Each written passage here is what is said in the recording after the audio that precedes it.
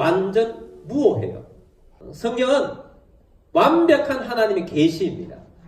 그것을 우리에게 주셨는데 이 성경을 어떻게 하라고 하느냐? 마태복음 5장 18절 말씀에 보면 예수님께서 진실로 너희에게 이르노니 천지가 없어지기 전에는 율법의 1.1획도 결코 없어지지 아니하고 다 이루리라. 요한계시록 22장 18, 19절 말씀에 보면 내가 이 두루마리의 예언의 말씀을 듣는 모든 사람에게 증언하노니 만일 누구든지 이것들 외에 더하면 하나님이 이 두루마리에 기록된 재앙들을 그에게 더하실 것이요 만일 누구든지 이 두루마리의 예언의 말씀에서 제하여 버리면 하나님이 이 두루마리에 기록된 생명나무와 및 거룩한 성의 참여함을 제하여 버리시리라. 아멘. 내용 뭡니까? 이 하나님의 말씀에 더하거나 빼지 말라라고 말씀하고 있습니다. 모든 성경은 하나님의 감동으로 되었다라고 말씀합니다. 하나님의 감동으로 되었다는 것은 어떤 뜻인가? 하나님의 감동으로 되었다는 것은 성경을 기록할 때 성령님의 감동을 받게 하셔서 이 성경을 무오하게 기록했다는 것입니다. 성경의 내용을 어떤 사람은 보니까 아니 성경에는 하나님 말씀만 있는 게 아니고 인간의 말이 너무 많고 때때로 사단의 말도 있는데 이게 무슨 하나님 말씀이냐 그렇게 말하면서 빼려고 하는 사람들이 있어요. 성경은 좋은 말만 쓰여진 책이 아니에요. 성경은 잠언이나 산상보험 같은 정말 주옥 같은 그런 말씀도 있지만 성경의 내용은 너희는 타락했기 때문에 타락하면 얼마나 죄악된 모습이 많은가 인간의 그 있는 모습 그대로 다 드러내주고 있어요. 그럼 너희들은 얼마나 연약한 존재인가 다 드러내요. 근데 그런 속에 하나님은 너희를 구원하신다. 그런 속에 하나님은 너희를 건져내신다. 너희를 그런 속에서 높이신다. 너희를 그런 속에서 세워서 하나님이 쓰신다. 이러한 것들 하나님께서 성경을 통해서 우리에게 보여주고 있습니다.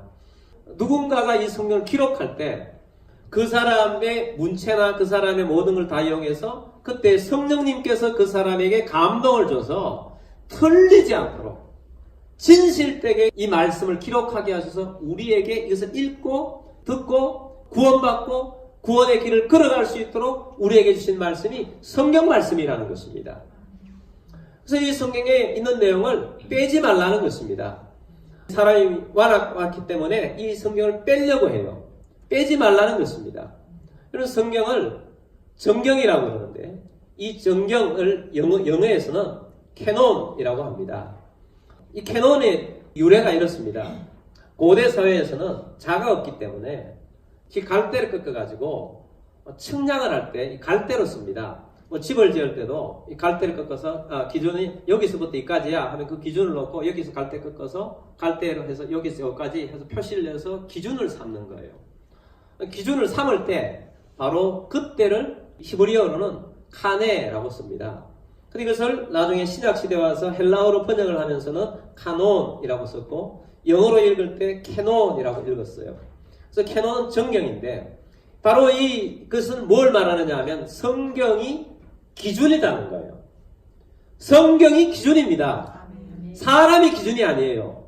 우리가 기준이 아니고 성경이 기준이에요. 우리 사람의 기준에 대해서 사람이 이성으로 이건 빼고 넣고 이렇게 할 것이 아니라는 것입니다.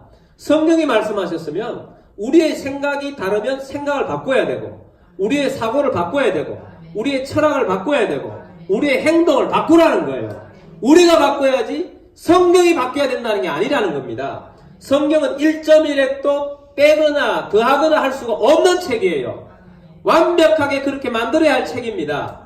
성경을 빼서는 안 된다는 것입니다. 성경을 빼면 안 되는 거예요. 우리 개신교에서 크게 두 종류가 있습니다. 하나는 보수주의라고 그러고 하나는 자유주의라고 그래요. 보수주의는 옛것을 지킨다는 거예요. 근데 우리 보수주의는 무엇을 지키느냐? 성경을 지키는 거예요. 성경이 66권이 다 정경이다. 이 성경이 완벽한 하나님의 말씀이다. 라고 그것을 지키는 사람들이 보수주의예요. 우리는 어디에 속해 있겠습니까? 보수주의에 속해 있어요. 여러분 보수주의에 속해 있다는 것을 감사하시길 바랍니다.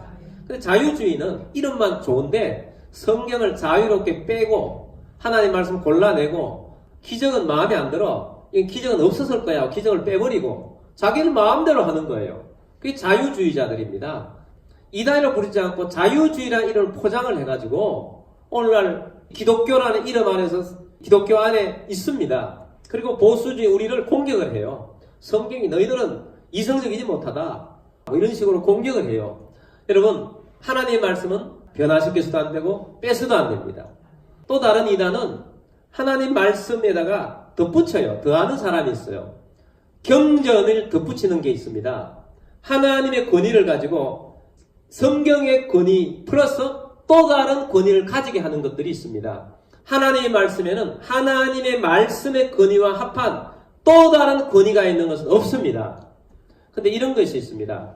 우리에게 성령이 임하시면 예언도 하고 환상도 보고 꿈도 꾸고 하나님의 감동도 받고 하나님의 말씀도 들어요. 그것도 우리 가운데 하나님 주십니다. 근데 이것을 가졌다고 해서 이걸 성경으로 우리가 기록하면 성경이 되겠습니까? 아니라는 거예요. 권위가 그렇지 않다는 것입니다. 그것은 틀릴 수도 있어요. 맞을 수도 있고 틀릴 수도 있지만 100% 완벽한 하나님의 말씀은 성경 외에는 없다는 것입니다. 그래서 여기 권위를 더해서는 안 되는 것입니다. 오늘 오전 1부 예배 때 이 녹화를 하는데 녹화가 잘못됐어요. 사실은 내가 오늘 1부 예배 전에 왠지 오늘 녹화가 안 될 것 같은 그런 마음이 막 굉장히 많이 들었어요. 근데 좀 이야기를 하려고 그러다가 안 했습니다. 그럴 때가 있어요. 감동을 주실 때가 있어요. 한 번은 이런 일이 있었습니다. 목사님들 위해서 기도하는데 두 사람이 아프다고 그래서 막 기도를 같이 했어요. 같이 했는데 내 마음에 한 분을 빨리 데려가신다는 거예요. 깜짝 놀랐어요. 아무한테도 돌아가신다는데 데려가신다는데 이야기를 못 하겠는 거예요. 진짜로 한 분 데려가셨어요.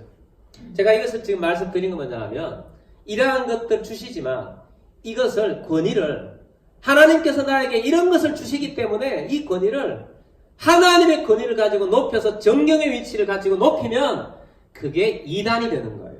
이단의 지름길인 것입니다. 여러분, 하나님이 그렇게 주신다 할지라도 또 맞다고 할지라도 우리는 이 권위를 하나님의 위치, 성경의 위치까지 높여서는 안 되는 것입니다. 이단들은 이러한 것들을 가지고 권위를 굉장히 높입니다. 그래서 교주가 되죠. 그런 걸 가지고 교주가 되는 거예요. 그래서 이 권위를 하나님의 성경의 권위만큼 높여서는 안 된다. 그러면 이단이 되는 것입니다. 그래서 조심해야 합니다. 그런 것들. 그래서 이게 신령하다. 어떤 사람은 신령하다. 하나님, 우리 자체가 여러분 다 성령님이 계시잖아요. 성령님 주도 안에 있으면 여러분도 신령한 것입니다. 너무 그런데 미혹되지 않게 되길 바랍니다. 그리고 또 그들은 성경 해석을 예수님, 또 성령님 자기에게 적용을 시켜요. 교주를. 결국 가다 보면 자기가 재림 예수래요. 자기가 이 땅에 오면 성령님이래요. 자기가 하나님의 아버지래요. 별별 이단들이 다 나타나요. 자기의 권위를 높여서 교주가 되는 거예요. 자, 그런 것들은 다 이단입니다. 잘못된 해석에 넘어가지 않는 여러분들이 되길 바랍니다. 너무 특별한 해석을 좋아하면 안 돼요. 해석 조심해야 합니다. 권위를 성경의 권위만큼 두면 이단이 될 수 있는 거죠.